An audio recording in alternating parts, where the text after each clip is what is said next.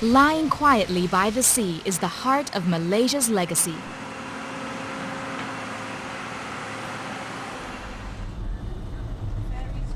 This is the island of Penang, Malaysia's pearl of the Orient.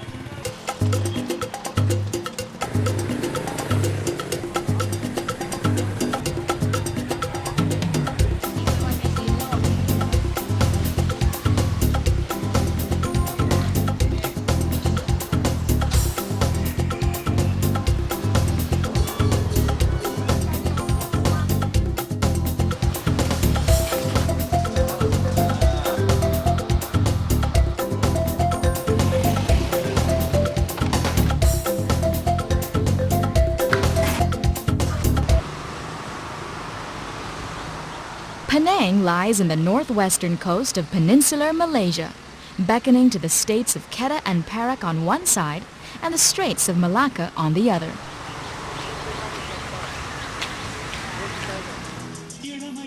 The land is a tapestry of delicately interwoven cultures, brought forth by its Chinese, Malay, and Indian inhabitants.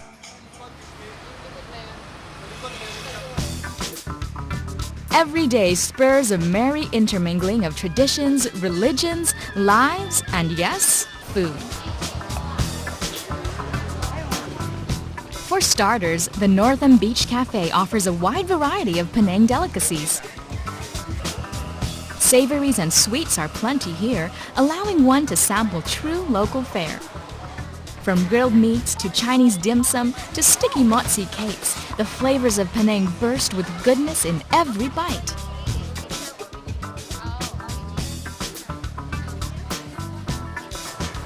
Street food stalls are aplenty in Penang, offering Chinese, Malay, and Indian delicacies. Many remain open until the late hours. Aside from these, Penang's dining scene is also known for its many seafood restaurants, like the Oriental Seafood Restaurant, known for a myriad of sumptuous creations featuring the flavors of their fresh catch. For flavorful Indian noodle soup called laksa, many locals head out to Air Itam, a name that means Black Village, where many dark-skinned migrants settled in the early days. Although available elsewhere in the city, it seems that it is here where the best laksa is served.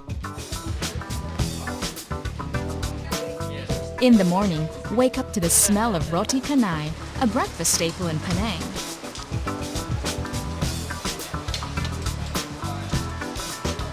This local pancake is usually savored with bowls of curry, and that's exactly how Chief Frankie of City Bayview's Kopitiam Cafe likes to serve them.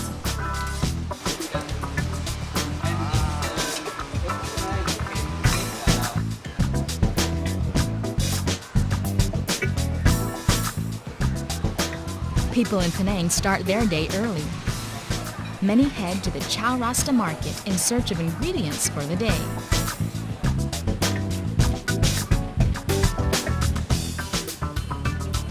Chow Rasta means crossroads, perhaps a reflection of the melange of goods that are found in this morning marketplace.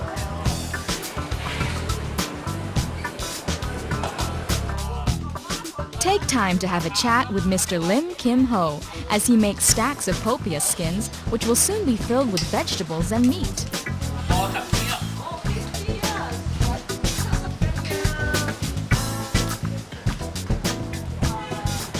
Then, get acquainted with some preserved delicacies or pick up some fresh chicken and noodles. Discover what fruits and vegetables are in season and try some freshly made soy milk. The market is a great way to get a glimpse of local Penang life, though another is to embark on a trail of faith.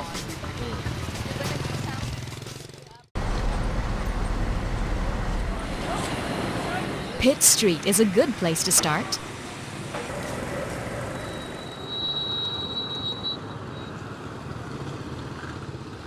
It is also called the Street of Harmony. 3 different places of worship are in close proximity to each other, each one showing reverence to the other. First to greet you is the Kapitan Keling Mosque. Built in 1801, it was named in honor of Indian Muslim merchant Kapitan Keling.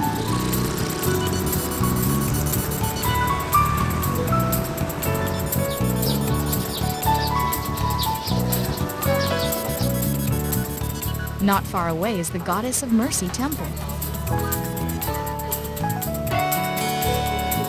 The Goddess of Mercy, Kuan Yin, watches over the faithful alongside Ma Chor, the patron saint of seafarers.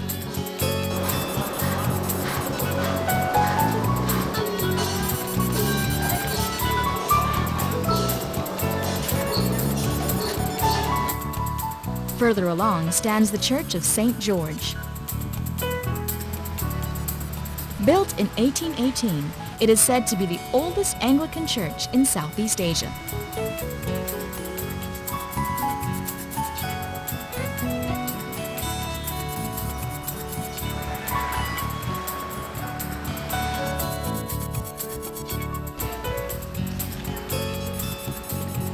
Meanwhile, keeping his eyes wide open as he reclines, is the Buddha at the Wat Chaya Mangkalaram Temple. The gold-plated statue, reminiscent of the reclining Buddha of Thailand, is over 30 meters in length and said to be the third largest in the world.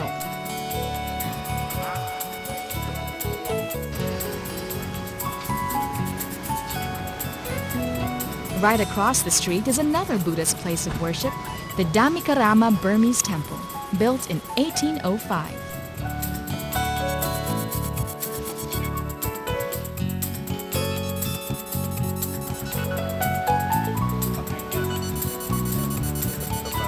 In another part of town is the Snake Temple, where answers to many of life's questions can be sought, and a visit may be rewarded with a souvenir shot with some of the temple's venomous vipers.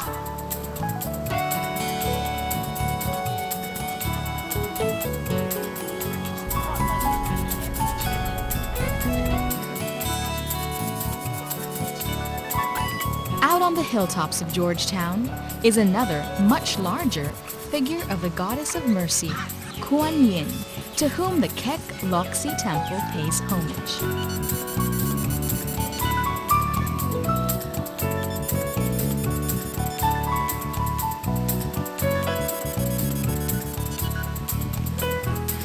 From its beginnings in the late 19th century, the temple has stretched out to include a new complex. To this day, the pagoda of 10,000 Buddhas remains standing at the old complex, while turtles, animals of wealth and happiness to the Chinese, dwell in a pond nearby.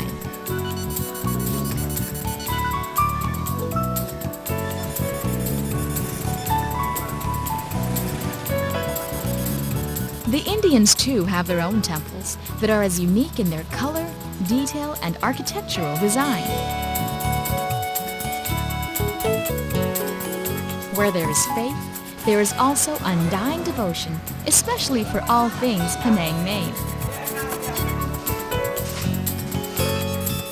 Local products are a source of pride to the island of Penang, some of which can be found at the TNN store. A steaming cup of bak kut teh is offered as you enter. Bak kut teh is a broth mixture of boiled pork ribs, spices, and herbs. More goodies await inside, including the favorite tau sar pia, a pastry filled with green bean paste and fried onions.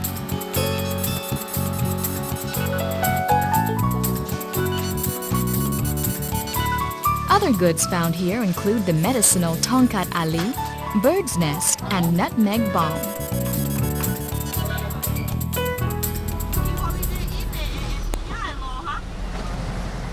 As lights dim in Penang's town proper, life comes full swing at Batu Ferringhi, a night market that lures most tourists to this coastline destination. Buy a souvenir, check out artworks, or have a late-night snack. Batu Ferringhi stays alive well into the night.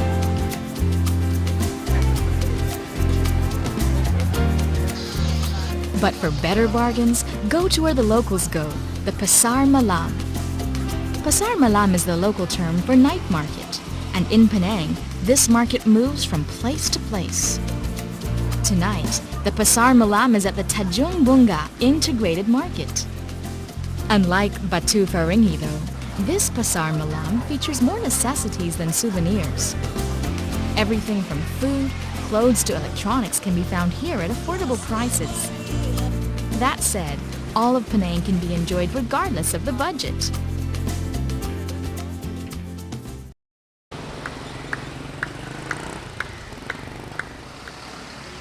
Most of Penang's daily life occurs within the streets of Georgetown, the island's commercial and administrative capital.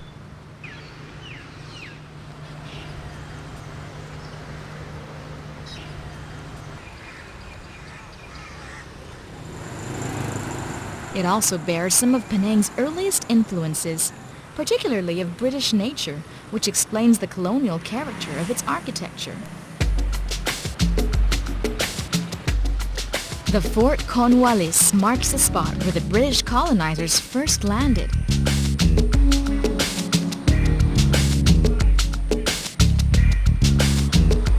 Also here is a Dutch cannon, once gifted to the Sultan of Johor.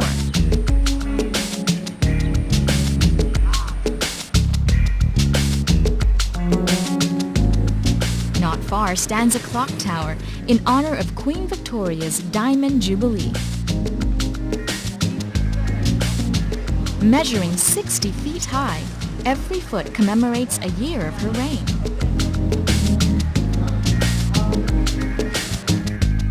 In contrast to the colonial edifices strewn across Penang, early Chinese migrants built their homes and settled by the sea.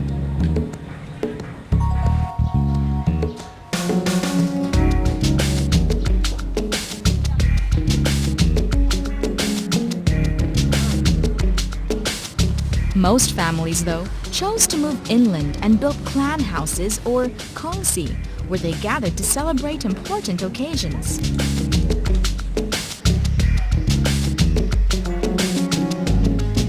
Among the most admired is the Ku Kongsi.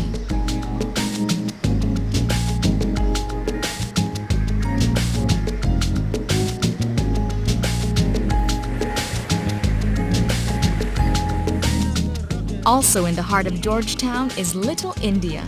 These intersecting streets are filled with shops that sell everything from clothes and delicacies to Indian music.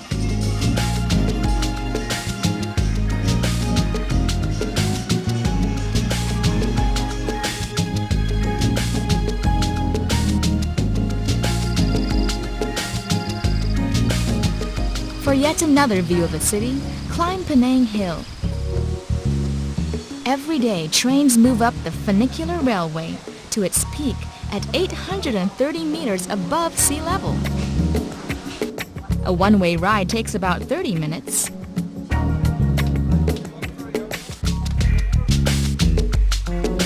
From here, Penang is revealed in all its glory, especially when viewed from the gardens of the Bellevue Hotel.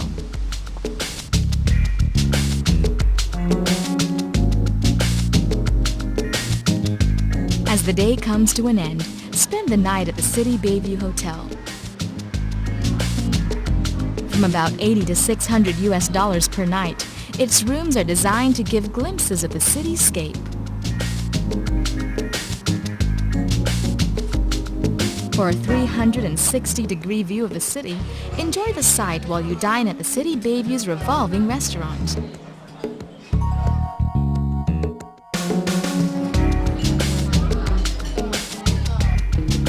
Budget hostels offer rooms for as little as $19 per night. Up in Penang Hill, spend the night at the Bellevue Hotel for as low as $12. On the other hand, a heritage hotel such as the Eastern and Oriental in Georgetown would charge a lot more, about $200 to $3,000 a night.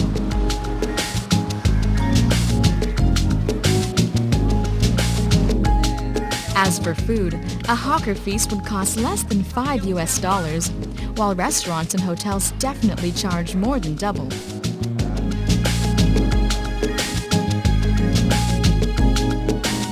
Penang is a 3-hour drive from Kuala Lumpur, crossing the span of the Penang Bridge.